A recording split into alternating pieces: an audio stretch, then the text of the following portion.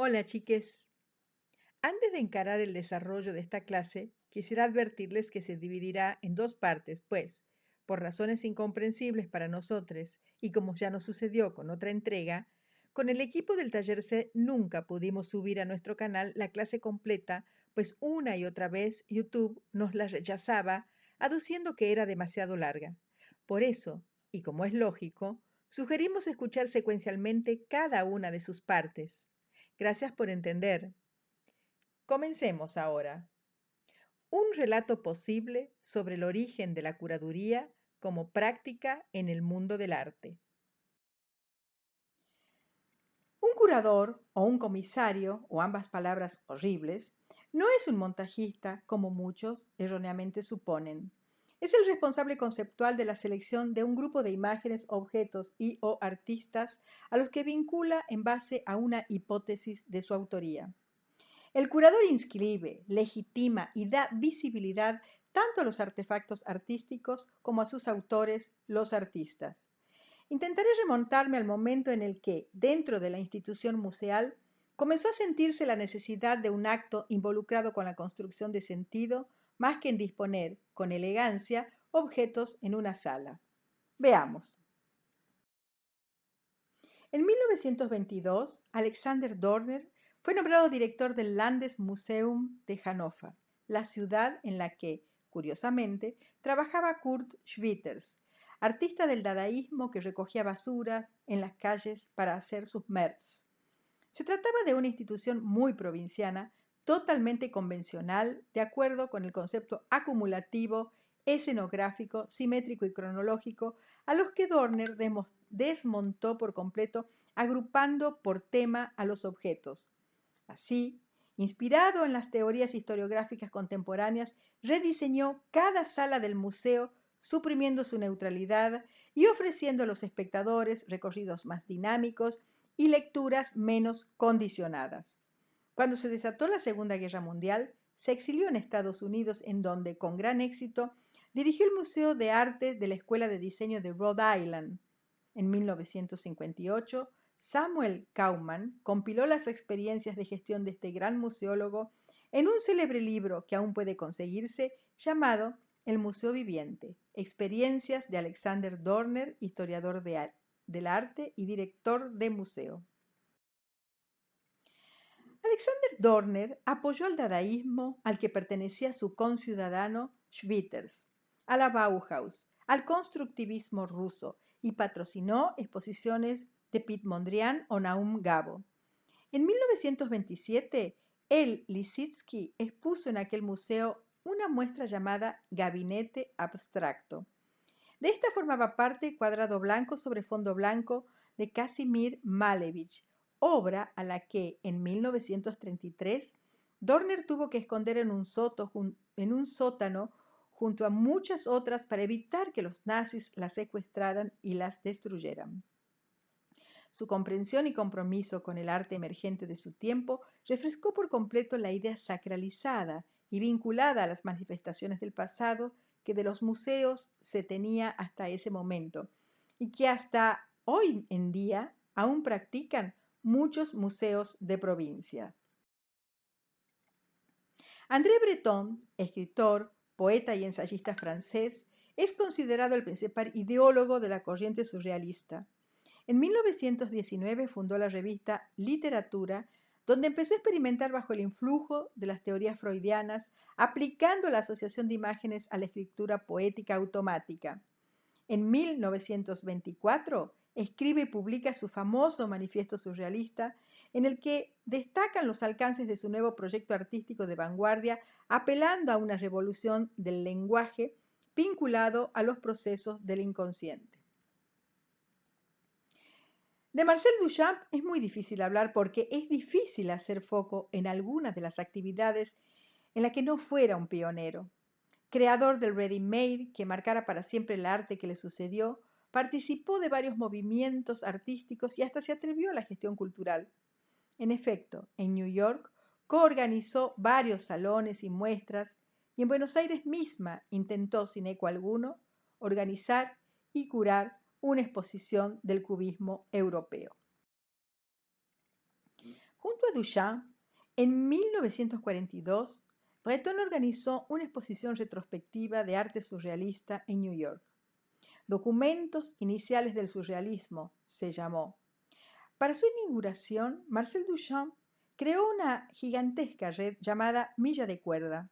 Además, Breton y él hicieron arreglos para que varios niños jugaran en la sala, por lo que para los invitados se hizo muy difícil poder contemplar las pinturas. Ni en el caso de Breton ni en el de Duchamp puede decirse que se tratara de una curaduría en el sentido que hoy le damos a esa práctica, pero como al trabajo de Dorner, podemos tomar esta muestra como un claro antecedente de la práctica que hoy nos ocupa, la curaduría. Pierre Stany fue un crítico de arte francés internacionalmente reconocido como fundador del movimiento artístico al que llamó Nuevo Realismo, en alusión a una generación de artistas compuesta por Armand, Yves Klein, Jean Tinguely, Mimo Rotella, Niki de Sanfal o Cristo, entre otros, quienes, según él, planteaban un nuevo enfoque perceptivo de lo real, una reacción contra la esclerosis en la que había caído el arte abstracto a finales de los años 50, ofreciendo así una nueva mirada sobre la realidad urbana. A partir de desechos de la sociedad industrial, los nuevos realistas privilegiaban el gesto apropiativo, utilizando nuevos métodos para transformar nuevos materiales en obras que conformarían un nuevo tipo de arte. El acto de despegar y desgarrar carteles públicos, llamado decollage, el vaciamiento, el ensamblado, la acumulación, la compresión y el empaquetado fueron los recursos metodológicos y creativos que involucraron en su trabajo y que reemplazaron a los actos de pintar, esculpir, modelar, dibujar o grabar. Bajo la tutoría de Pierre Stany, estos artistas expusieron sus obras en la pequeña galería Iris Clerc, como es el caso de Vacío, de Yves Klein, que vemos en la imagen, y que el artista expuso en la sala completamente despoblada. En 1966, el estadounidense Seth Siegelau cerró su galería de arte contemporáneo para dedicarse por completo a la práctica que hoy llamamos curaduría o comisariado, o alguna de esas palabras bastante feas, como ya expresé. Galerista, teórico, estudioso del textil y coleccionista, se le reconoce en efecto como uno de los primeros curadores. Siegelau fue un defensor del arte conceptual, desarrollando nuevas maneras de exhibición para ese tipo de arte que aparecía como algo completamente diferente.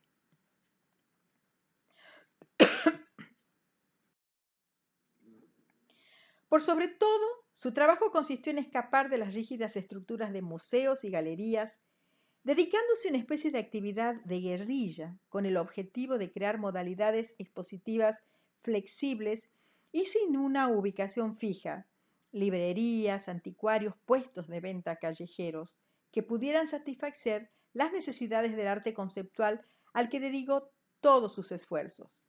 En efecto, fue uno de los primeros en organizar exposiciones con obras conceptuales y minimalistas. Inspirado en las técnicas publicitarias, Siegelau pensaba que una exposición podía consistir nada más que en el catálogo, pues una obra de arte no es solo un objeto, sino que involucra tanto su reproducción como la información que la rodea. El libro de artista fue su manera de atraer al público al eliminar la intermediación de las galerías y museos. Es recordado no solo por sus formas radicalmente nuevas de exhibir y distribuir el arte, sino por haber sido el primero en diseñar, en coautoría con el abogado Robert Projansky, el primer modelo de contrato de ventas y transferencias de derechos reservados para artistas visuales, el cual se tradujo en varios idiomas y aún hoy se distribuye gratuitamente en cientos de portales.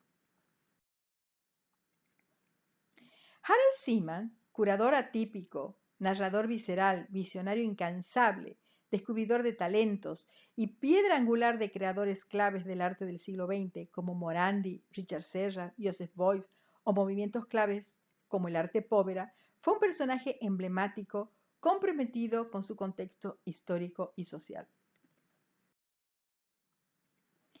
Justamente, el crítico argentino Jorge López Anaya estima que la primera pista de la curaduría, tal como hoy se la entiende, debe rastrearse en Harald Seaman, quien, al pensar la muestra Cuando las actitudes devienen formas, que se inauguró en 1969 en la Kunsthalle de Berna, impuso la idea de que una exposición evidencia una tesis y no meramente una cronología.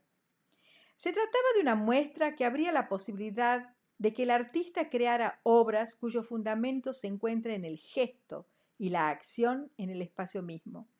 Nada planeado previamente, todo improvisado. Propuso utilizar los materiales que se encontraran al paso, sacar al museo de su prisión institucional y permitirle ser un centro de ideas, una fábrica en la que el artista permaneciera y conviviera con los demás creadores, sitio de retroalimentación y colaboración. Un colectivo en el que todo podría suceder. Comenzaba una nueva era con la presentación de un diálogo entre 69 artistas, entre ellos los del naciente arte povera, Mario Merz, Yanis Kunelis, Alighiero Boetti, Giovanni Anselmo, Gilberto Sorio, los representantes del Land Art, Walter de María, Robert Smithson, Richard Serra, los conceptualistas estadounidenses Sol LeWitt, Lawrence Weiner, Bruce Nauman, el músico minimalista Philip Glass, que llevó a cabo varias sesiones musicales, y el mismísimo Joseph Beuys, quien se dio a la tarea de forrar de grasa los zócalos del museo. Por su parte, el francés Daniel Bourin llegó ya iniciada la exposición y pidió a Seemann adueñarse de los espacios de la ciudad más allá del museo con sus emblemáticas rayas, por lo que al poco tiempo se podía observar Berna forrada con su trabajo. Aquello fue toda una revolución. Influyente y discutido crítico de arte argentino, Jorge Romero Brest estuvo estrechamente vinculado a la promoción de las escuelas de vanguardia entre las décadas 60 y 70 en toda América Latina. Desde 1955 dirigió en Buenos Aires el Museo Nacional de Bellas Artes y desde 1963 el Centro de Artes Visuales del Instituto Di Tella. Una vez allí, profundizó su interés por las formas culturales contemporáneas de su tiempo, favoreciendo la existencia de un espacio para la investigación y los cruces interdisciplinares más que para la exposición de objetos. El criterio básico de selección por parte de Romero Brest estaba formado en el genuino aporte creativo que pudiera ofrecer la obra de un artista, es decir, una cierta calidad objetiva, no un simple remedio tardío de los movimientos europeos, según sus propias palabras. Durante los años 60, el Instituto Di Tella fue una entidad que desempeñó un rol esencial en la renovación del arte argentino, muy ligada al arte pop. De allí surgieron figuras como Marta Minujín con la Menezunda y sus happenings, León Ferrari, Edgardo Jiménez, Roberto Jacobi, Pablo Suárez, Margarita Paxa, Dalila Puzzovio, Nicolás García Uriburu, Antonio Seguí, Federico Peralta Ramos, Alberto Greco, Miguel Santantonín, Delia Cancela, Oscar Boni, Nacha Guevara, Antonio Gasalla y también Lelutier. En la famosa exposición Experiencias 68, realizada en el Instituto Di Tella, Oscar Boni exhibió a la familia de un trabajador matricero, contratado por el doble de su salario usual para que hiciera su vida cotidiana durante el horario de visita de la muestra. En efecto, la familia era exhibida en vivo sobre la tarima de una sala de exposiciones. Jorge Glusberg, ensayista y gestor cultural argentino en el área de las artes visuales, funda en 1969 el Centro de Arte y Comunicación, más conocido como CAIC. Lo integraron 13 artistas, entre los que destacan Horacio Zavala, Luis Benedit, Víctor Gripo, Jacques Bedel, Alfredo Portillos, Juan Carlos Romero o Clorindo Testa. En el seno del grupo CAIC se discutían poéticas, se generaban proyectos y se trabajaba con invitados especiales de la talla de Lucy Lippard, Abraham Moles, Joseph Kosuth, Gilo Dorfles o Jerzy Grotowski, que eran traídos a nuestro país para dictar seminarios y conferencias, exponer, curar muestras o integrar jurados. En 1994, Glusberg gana el concurso para la dirección del Museo Nacional de Bellas Artes, cargo que desempeñará por más de 9 años. Especialmente durante los primeros, contagia la institución del dinamismo que tanto lo había caracterizado, y el museo sale de su encierro en la capital argentina para proyectarse en espacios de las provincias. Renuncia en 2003 en medio de una crisis institucional desatada por una acusación realizada por un grupo de artistas, que, si bien no prosperó, produjo su salida de la gestión. El CAIC fue una institución que a lo largo de 25 años tuvo como meta proyectar internacionalmente el arte contemporáneo argentino bajo premisas similares a las del Ditela, las de la experimentación y la interdisciplina. Sin embargo, en el CAIC, los cruces no se darán entre los diferentes lenguajes artísticos, sino más bien con la ciencia, la tecnología, la semiótica y el estructuralismo, cuajando en prácticas artísticas que, a partir de 1971, serán agrupadas bajo la denominación de arte de sistemas, es decir, ligadas a los conceptualismos y no al arte pop. En el marco de la exhibición Arte e Ideología CAIC al aire libre, con la colaboración de un trabajador rural apellidado Rossi, Víctor Gripo y Jorge Gamarra construyeron un horno de barro para hacer pan, que fue puesto en funcionamiento un día después. La acción se desarrolló en 3 momentos: construcción del horno, fabricación del pan, partición y reparto entre los transeúntes / espectadores. El fitotrón de Luis Benedit es una instalación para cultivos sin tierra que el artista presentó por primera vez en 1972 en el MoMA de New York y que forma parte de una serie de piezas que replican el mundo de la naturaleza, a fin de hospedar organismos vivos o explorar las propiedades del mundo físico. Sus obras se convierten así en microlaboratorios y proyectos de ciencia útiles para seguir comportamientos y conductas propios de la naturaleza. El Palais de Tokio de París es un edificio dedicado al arte moderno y contemporáneo. El ala este del edificio alberga el Museo de Arte Moderno de esa ciudad y, desde 2002, el ala oeste alberga el espacio de creación contemporánea creado por Nicolas Bourgeot y Jérôme Sams, sus primeros directores, a quienes vemos en esta imagen. Ambos tuvieron ocasión de visitar el edificio antes de que estuviera finalizado y tomaron la decisión de pedir que no se abordara la terminación de los detalles interiores, a fin de alejarse de la idea de los espacios destinados a la consagración de los artistas en donde hay poco y nada para descubrir, facilitando así el concepto de laboratorio. Se buscaba compartir experiencias más que exhibir piezas, en oposición al famoso cubo blanco impuesto desde Estados Unidos. Para Bourgeot y Sams existen 2 formas antitéticas de concebir una institución cultural. La primera, fabricar un ambiente cerrado, como si se tratara de una bóveda de joyería en la que los objetos son observados como reliquias. La otra consiste en planificarlo como un mercado abierto donde todo es trasladable y todo puede cambiar constantemente. Un espacio que funcione como lo que ellos creen que es el arte, un lugar de encuentro. Por esta razón, las salas no solo permanecían abiertas al público durante todo el proceso de montaje y desmontaje de una muestra, sino que estaban abiertas hasta la medianoche, como los cines y los restaurantes, a fin de colocar a las artes visuales a la altura de cualquier otro producto cultural de consumo masivo. Nicolas Bourgeot también hizo saltar por los aires el tradicional y estático museo expositivo con la presentación de obras de los artistas englobados en lo que él llamó la estética relacional. Su concepción del arte como lugar de encuentro que tiene tantos detractores como adeptos, plantea que el hecho de estar todo el tiempo consumiendo productos culturales que se interrelacionan de alguna manera hace muy difícil cualquier tipo de elección o distinción de uno sobre otro, y que las vivencias de los espectadores ante el arte tienen el poder de transformar su realidad.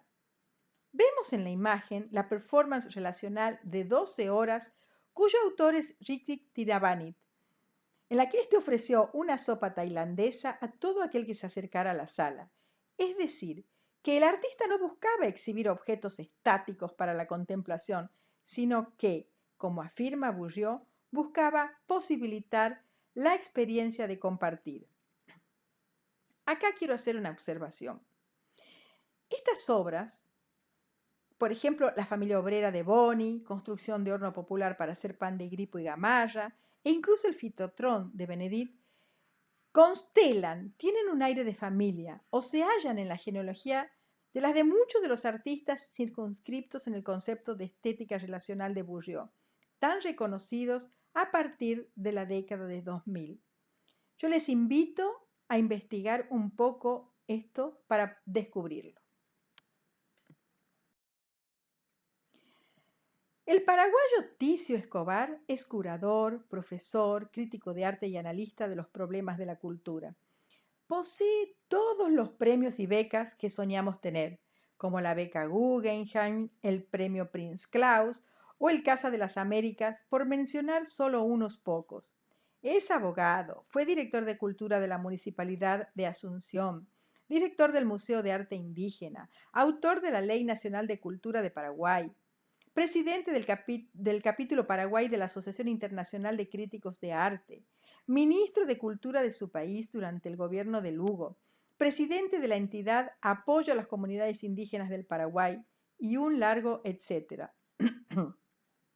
Ha publicado diversos títulos, insoslayables a la hora de intentar comprender el derrotero de las artes visuales de América Latina, entre las que no diferencia las producciones académicas contemporáneas de las manifestaciones populares autóctonas a las que revolucionariamente coloca en el mismo rango. En efecto, para Ticio Escobar, la cultura popular comprende las prácticas, discursos y figuras particulares de los sectores ubicados desfavorablemente en la escena social, marginados del acceso a diversas instancias de decisión en asuntos que involucran sus intereses, porque el arte popular se relaciona con los sin parte, con los excluidos de participación y representación allí donde se ejerce el poder, por ejemplo, en los grandes museos. Entonces Ticio hace ingresar en ellos las producciones culturales populares a fin de cuestionar el canon y habilitar preguntas sobre el sentido de la diferencia y las fronteras entre el arte y la artesanía.